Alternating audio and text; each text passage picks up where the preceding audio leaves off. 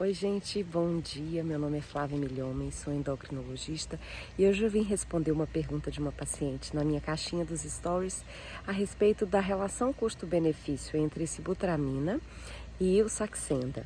Bom, a minha pergunta inicial ela tinha sido, né, qual dúvida você tem a respeito dos medicamentos para emagrecer? Bom, então, essa pergunta eu achei muito interessante porque é um questionamento feito, né, no consultório com muita frequência. E assim, a gente primeiro tem que entender o seguinte: o uso de medicamento, ele deve ser feito para pessoas com obesidade, né, independente do seu grau, ou sobrepeso, com algumas comorbidades, né? Então a primeira coisa é avaliar a indicação do uso de medicamento. A outra coisa é o seguinte: o perfil de segurança de cada um desses medicamentos, né? A sibutramina, ela não deve ser usada em pessoas hipertensas descontroladas, com risco cardiovascular alto, né? Pessoas com transtornos psiquiátricos em uso de alguns medicamentos, né, também não devem fazer associação. Já o Saxenda, ele é um hormônio intestinal, né, que é produzido pelo nosso corpo numa quantidade proporcional à ingestão de alimentos. Então, toda vez que a gente, são as incretinas que a gente fala, né? Então, toda vez que a gente se alimenta, a gente libera esses hormônios intestinais que levam, né, uma mensagem para o cérebro de saciedade, e ele foi desenvolvido para ter uma duração maior de ação. Então,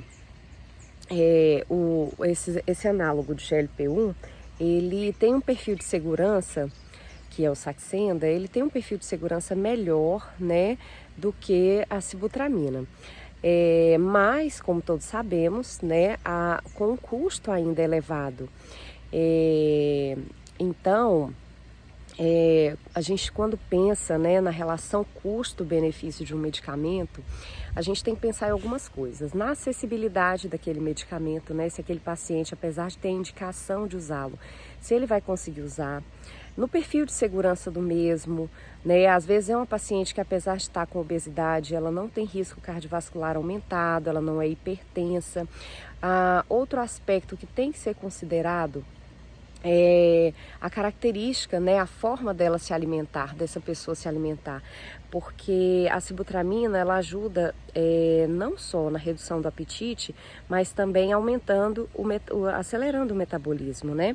Então, se é um paciente mais jovem, sem risco cardiovascular aumentado, com perfil mais ansioso, com beliscares frequentes, pode ser que essa paciente tenha um benefício com a sibutramina, né, que é um inibidor de apetite com custo-benefício, nesse caso, melhor, né? Já uma paciente mais idosa, diabética, né, para a qual, né, a gente teria o benefício do uso do Saxenda, porque além de ter a ajuda no controle do peso, a gente tem também um auxílio no controle da glicose.